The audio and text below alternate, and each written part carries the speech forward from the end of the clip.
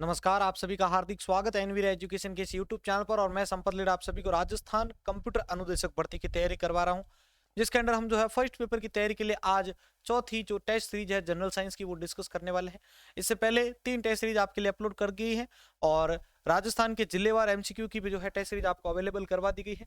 12 महीनों के current affairs की भी वीडियो आपको अवेलेबल करवा दी गई है और सेकंड पेपर के अंदर आपके लगभग 90% कोर्स को भी पूरा करवा दिया गया है। आप चैनल पर विजिट करके उसको देख सकते हैं। चलिए, आज का पहला प्रश्न आपके लिए है, उत्तल दर्पण द्वारा बना प्रतिबिंब क्या होता है? वास्तविक तथा सीधा, वास्तविक तथा उल्टा, काल्पनिक तथा सीधा और काल्पनिक तथा उल्टा। जल्दी से इसका उत्तर कमेंट बॉक्स में बताएं सभी। आपके पास प्रत्येक क्वेश्चन के लिए 10 सेकंड का समय रहेगा।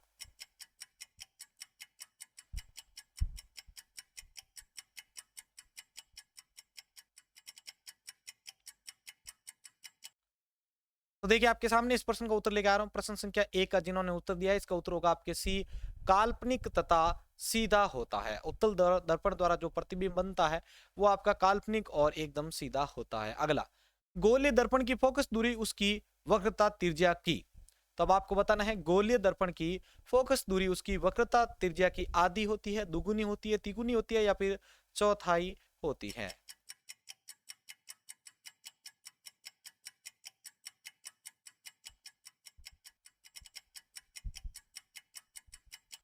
तो देखिए, आपके सामने इस प्रश्न का उत्तर लेके आ रहा हूं। प्रश्न संख्या 2 के अंदर आपका राइट आंसर होगा ए, आधी होती है। गोलीय दर्पण की फोकस दूरी उसकी वक्रता त्रिज्या की जो है आधी मानी जाती है। अगला, हजामत बनाने के लिए किस दर्पण का प्रयोग किया जाता है? हजामत बनाने के लिए किस दर्पण का प्रयोग किया जाता है? उत्तल दर्पण, अवतल दर्पण, समतल दर्पण या गोलीय दर्पण।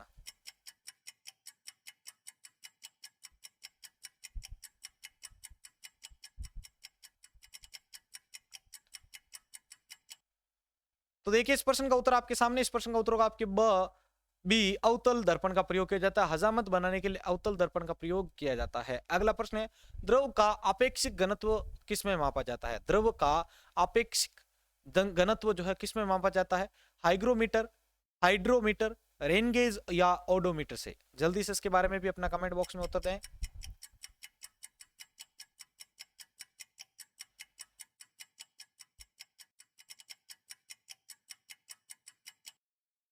चलिए, तो इस प्रश्न का उत्तर आपके सामने, प्रश्न संख्या 4 के अंदर आपका राइट आंसर होगा बी, हाइड्रोमीटर से। किससे? द्रव का आपेक्षिक घनत्व जो होता है वो हाइड्रोमीटर से मापा जाता है।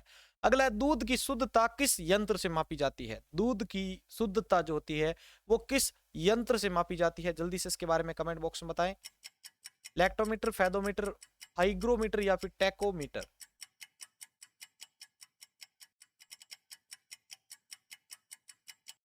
तो देखिए, प्रश्न संख्या 5 का आपके उत्तर होगा ए, लैक्टोमीटर। दूध की शुद्धता जो होती है वो हमेशा लैक्टोमीटर से मापी जाती है। तो यहाँ पर आपका ए वाला ऑप्शन जो है वो इस क्वेश्चन के लिए सही होता है। तो यहाँ पर अपने 5 प्रश्न को पूरा कर लिया है। छठा प्रश्न है, मोटर गाड़ी के चालक के सामने लगा रहता है। तो मोटर गाड़ी का जो चालक होता है उसके सामने कौन सा दर्पण होता है? उत्तल, अवतल, समतल या एक लेंस।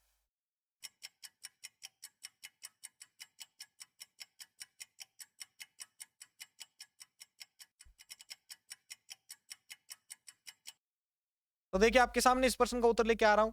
मोटर गाड़ी के चालक के सामने लगा रहता है। तो प्रश्न संख्या 6 का जो उत्तर होगा वो होगा आपके ए, उत्तल दर्पण। मोटर गाड़ी के चालक के सामने उत्तल दर्पण लगा रहता है। अगला है, फोटोग्राफिक कैमरे का अभिदृश्यक होता है। फोटोग्राफिक कैमरे का अभिदृश्यक होता है अवतल लेंस, उत्तल लेंस, उत्तल दर्पण या फिर अवतल लेंस।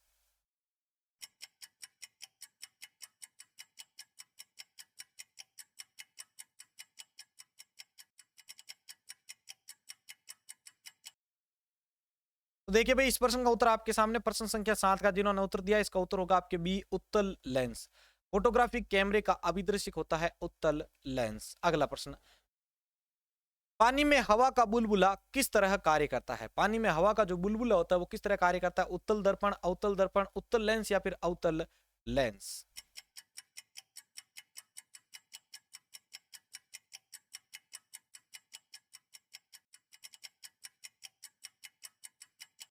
तो देखिए, आपके सामने प्रश्न संख्या 8 का उत्तर लेके आ रहा हूं, जिन्होंने उत्तर दे दिया है अपना।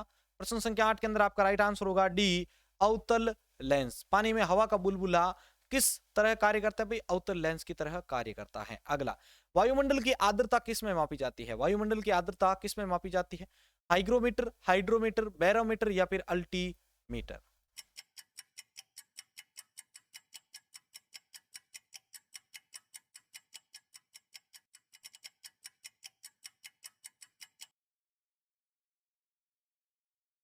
तो देखिए इस प्रश्न का उत्तर आपके सामने प्रश्न संख्या 9 का जिन्होंने उत्तर दिया है, प्रश्न संख्या 9 का जो उत्तर है वो होगा आपके ए, हाइग्रोमीटर। वायुमंडल की जो आर्द्रता होती है वो हाइग्रोमीटर के अंदर मापी जाती है। अगला, भूकंप मापी यंत्र कौन सा है? भूकंप मापी यंत्र इसमें से कौन सा है आपका? सिस्मोग्राफ, कोर्डियोग्राफ, स्ट्रोबोस्कोप या फिर आपका डिक्टाफोन?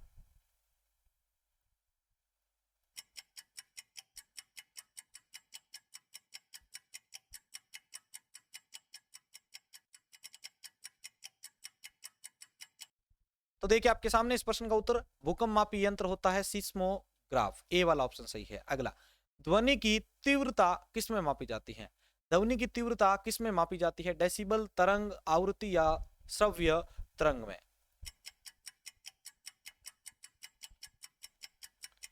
सभी जल्दी से अपना उत्तर जो है कमेंट बॉक्स में लिख दे भाई। चलिए प्रश्न संख्या 11 का उत्तर आपके सामने। प्रश्न 11 का जो राइट आंसर होगा वो होगा ए, डेसिबल में मापी जाती है ध्वनि की तीव्रता। अगला प्रश्न है, मानव रेटिना पर बना प्रतिबिंब होता है। मानव रेटिना पर बना प्रतिबिंब होता है वास्तविक और सीधा, वास्तविक एवं उल्टा, काल्पनिक एवं सीधा या फिर काल्पनिक एवं उल्टा?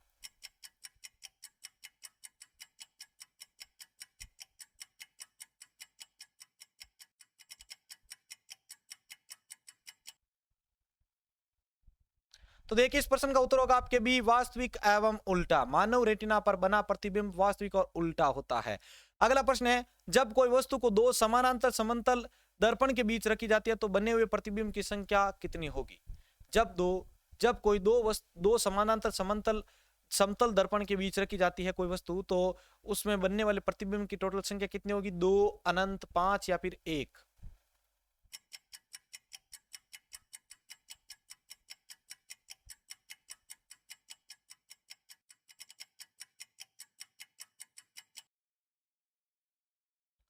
तो देखिए इस प्रश्न का उत्तर आपके सामने प्रश्न 13 का राइट आंसर होगा आपके बी, अनंत। प्रश्न संख्या 13 के अंदर आपका राइट आंसर होगा भाई बी, अनंत बनेगी। अगला, हृदय की गति सुनने के लिए किस यंत्र का प्रयोग किया जाता है?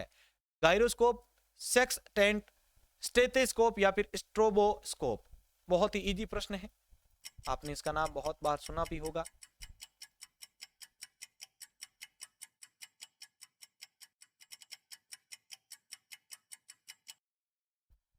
तो देखिए इस प्रश्न का उत्तर हृदय की गति सुनने के लिए स्टेथोस्कोप यंत्र का प्रयोग किया जाता है। किसका?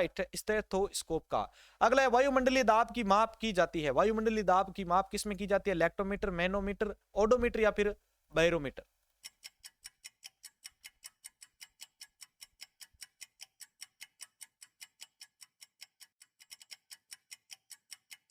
तो देखिए प्रश्न संख्या 15 का उत्तर आपके सामने। प्रश्न 15 का राइट आंसर होगा आपके डी, बैरोमीटर। वायुमंडलीय दाब की माप किसमें की जाती है? बैरोमीटर में की जाती है। तो यहां तक अभी हमने 15 क्वेश्चंस को कर लिया है। अभी तक जिस साथी ने वीडियो को लाइक नहीं किया, जल्दी से पहले वीडियो को लाइक कर दीजिए। चलिए भाई प्रश्न संख्या 16 के ऊपर बढ़ते हैं। सरल सूक्ष्मदर्शी में वस्तु को रखा जाता है लेंस और प्रकाश केंद्र के बीच, फोकस के बाहर, वक्रता केंद्र पर या फिर अनंत पर?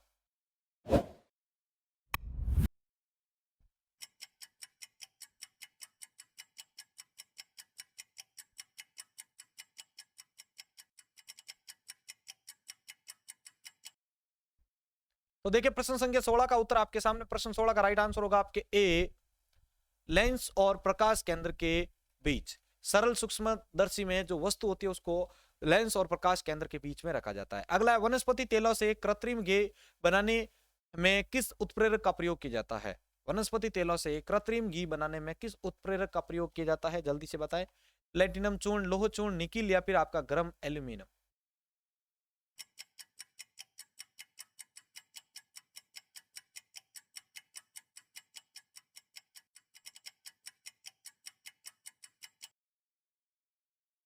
तो देखिए आपके सामने इस प्रश्न का उत्तर प्रश्न संख्या 17 का जिन्होंने उत्तर दिया, प्रश्न 17 का राइट आंसर होगा आपके सी, निकिल। वनस्पति तेलों से कृत्रिम घी बनाने में किस उत्प्रेरक का प्रयोग किया जाता है? भाई आपका निकिल का प्रयोग किया जाता है। अगला प्रश्न है आपके लिए, अमोनिया गैस बनाने की हैबर विधि में किस उत्प्रेरक का प्रयोग किया जाता है? अमोनिया गैस बनाने की हैबर विधि में किस उत्प्रेरक का प्रयोग किया जाता है? लोह चूर्ण, क्यूफ्रिक क्लोराइड, प्लेटिनम चूर्ण या फिर आपका निकिल।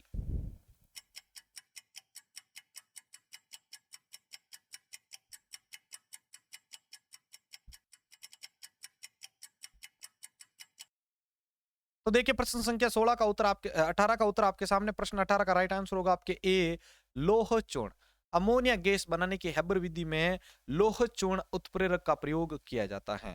अगला प्रश्न है आपके लिए 19वां, अवतल दर्पण में वस्तु का प्रतिबिंब दर्पण के पीछे काल्पनिक सीधा तथा वस्तु से बड़ा बनता है जब वस्तु होती है अनंत पर, फोकस पर, दूर पर या फिर फोकस और दूर के बीच।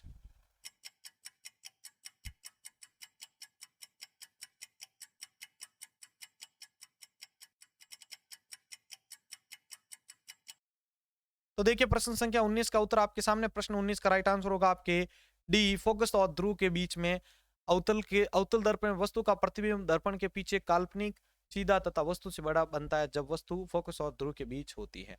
अगला है, रक्त का दाब किस यंत्र से मापा जाता है? रक्त का जो दाब होता है वो किस यंत्र से मापा जाता है? पायरोमीटर, स्पीगो मैनोमीटर, गैल्वेनोमीटर या फिर एनीमोमीटर।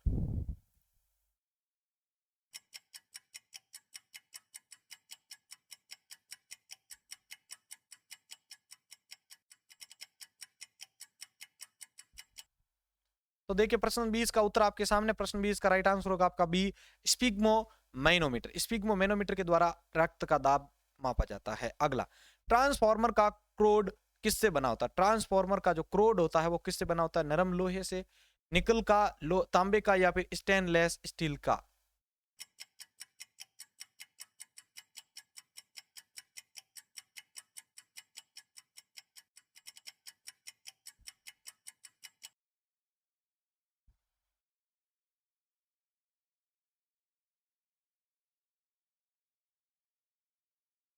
तो देखिए भाई अब इस प्रश्न का उत्तर आपके सामने, जिन्होंने इस प्रश्न का उत्तर दे दिया है, प्रश्न संख्या 21 का जो राइट आंसर होगा वो होगा आपके ए, नरम लोहे का बनाता है ट्रांसफार्मर का क्रोड। अगला, ट्रांसफार्मर किस सिद्धांत पर आधारित होता है? ट्रांसफार्मर किस सिद्धांत पर आधारित होता है? जल्दी से इसका उत्तर बताएं सभी।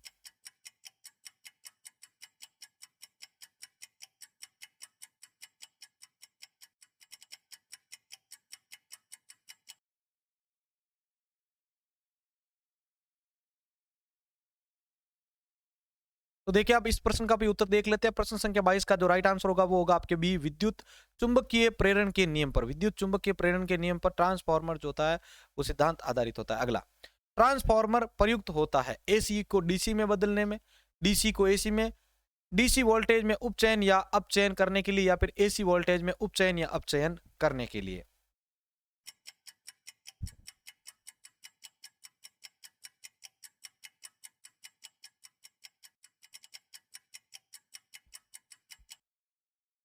तो देखिए आपके सामने इस प्रश्न का उत्तर, प्रश्न संख्या 23 का जिन्होंने उत्तर दिया है, प्रश्न 23 का राइट आंसर होगा आपके डी, एसी वोल्टेज में उपचयन या अपचयन करने के लिए ट्रांसफार्मर प्रयुक्त होता है।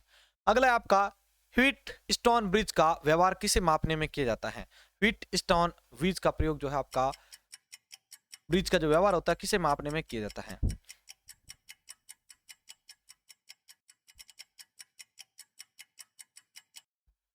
तो देखिए इस प्रश्न का उत्तर आपके सामने, इसका उत्तर होगा आपके सी, प्रतिरोध को मापने के लिए हीट स्टोन ब्रिज का प्रयोग किया जाता है। अगला, पानी के अंदर ध्वनि सुनने का यंत्र कहलाता है। पानी के अंदर जो ध्वनि सुनने का जो यंत्र होता है वो कौन सा होता है बताइए।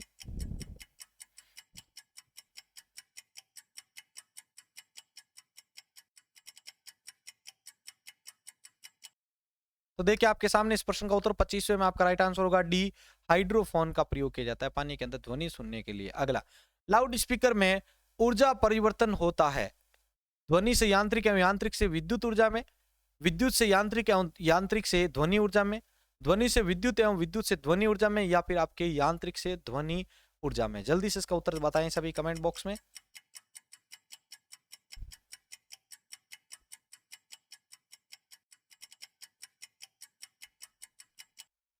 तो तो देखिए प्रश्न संख्या 26 का उत्तर, प्रश्न 26 का राइट आंसर होगा आपके बी, विद्युत से यांत्रिक और यांत्रिक से ध्वनि ऊर्जा में कन्वर्ट करने के लिए लाउड स्पीकर में ऊर्जा परिवर्तन होता है। अगला, निम्नलिखित में से किस यंत्र में यांत्रिक ऊर्जा वैद्युत ऊर्जा में परिवर्तित होती है? निम्नलिखित में से किस यंत्र में यांत्रिक ऊर्जा विद्युत ऊर्जा में परिवर्तित होती है? ट्रांसफार्मर, मोटर, विद्युत मापी या फिर डायनेमो?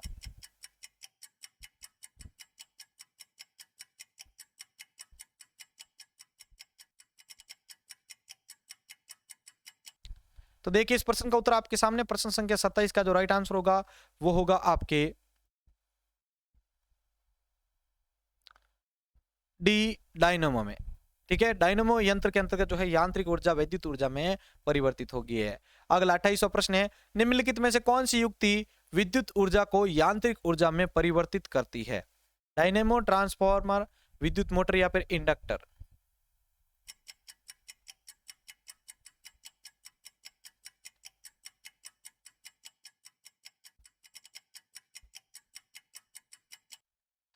तो देखिए प्रश्न 28 का उत्तर आपके सामने, प्रश्न 28 का राइट आंसर होगा आपके सी, विद्युत मोटर। अगला 29वां, रासायनिक ऊर्जा का विद्युत ऊर्जा में परिवर्तन होता है। रासायनिक ऊर्जा का विद्युत ऊर्जा में परिवर्तन होता है डायनेमो में, इलेक्ट्रिक हीटर में, बैटरी में या फिर परमाणु बम में? जल्दी से इसका उत्तर बताएं सभी कमेंट बॉक्स में।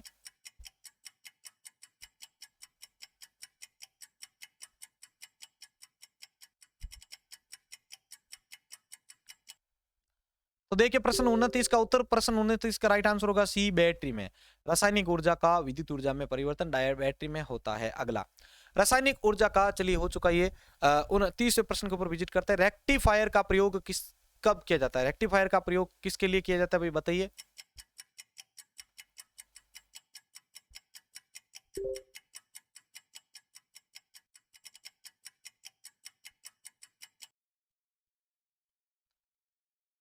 तो देखिए आपके सामने इस प्रश्न का उत्तर लेके आ रहा हूं। प्रश्न संख्या 30 का जो राइट आंसर होगा वो होगा आपके डी, एसी को डीसी में बदलने के लिए, एसी को डीसी में बदलने के लिए रेक्टिफायर का प्रयोग किया जाता है। अगला है, ट्रांसफार्मर का प्रयोग किया जाता है। ट्रांसफार्मर का प्रयोग जो होता है वो किसके लिए किया जाता है? जल्दी से बताएं। ट्रांसफार्मर का जो प्रयोग होता है वो किसके लिए किया जाता है? जल्दी से बताएं भाई।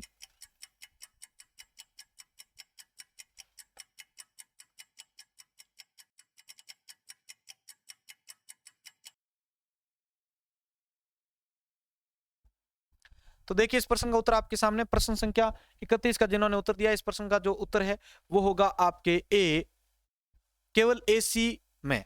ट्रांसफार्मर का प्रयोग किस में किया जाता है? एसी में किया जाता है। अगला, टेलीफोन लाइन में प्रवाहित ऊर्जा है ध्वनि ऊर्जा, विद्युत ऊर्जा, रेडियो ऊर्जा या फिर यांत्रिक ऊर्जा?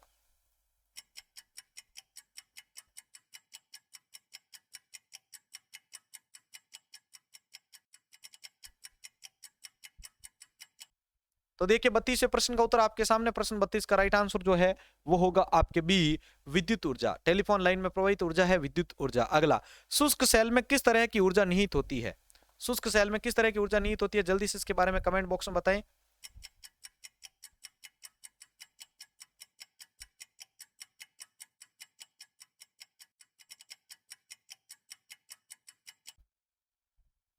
तो देखिए इस प्रश्न का उत्तर आपके सामने, प्रश्न संख्या 33 का जिन्होंने उत्तर दिया है, प्रश्न 33 का जो राइट आंसर होगा वो होगा आपके सी, रासायनिक। शुष्क सेल में रासायनिक ऊर्जा जो होती है वो निहित होती है। और लास्ट प्रश्न है आपका, कौन सा यंत्र उच्च एसी वोल्टेज को निम्न एसी वोल्टेज में या निम्न एसी वोल्टेज को उच्च एसी वोल्टेज में बदलता है, कन्वर्ट करता है? जल्दी से बताएं इसके बारे में भी।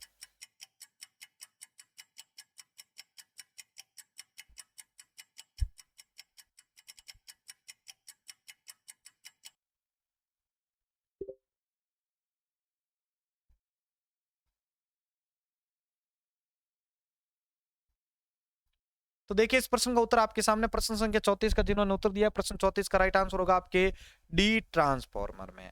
तो ये थे हमारे आज के टॉप 34 क्वेश्चंस जनरल साइंस से संबंधित। आज हमने चौथी जो है टेस्ट सीरीज को क्लियर किया है। अगर आपको वीडियो रियली में हेल्पफुल और अच्छा लगा है तो प्लीज इसको जल्दी से अपने दोस्तों के साथ शेयर कर दीजिए। और इस चैनल पर अगर पहली बार जुड़े हैं तो चैनल को सब्सक्राइब भी जरूर कर दीजिएगा, क्योंकि आपको फर्स्ट और सेकंड पेपर कंप्यूटर शिक्षक भर्ती के लिए कंप्लीट तैयारी करवाई जा रही है। आगामी सूचना सहायक और प्रोग्रामर की तैयारी भी आपको इस चैनल के माध्यम से करवाई जाएगी। इसी के साथ आपका अपना भाई संपत लीड आप सभी से अलविदा लेता है। मिलते हैं एक और नई वीडियो के साथ। जय हिंद, जय भारत।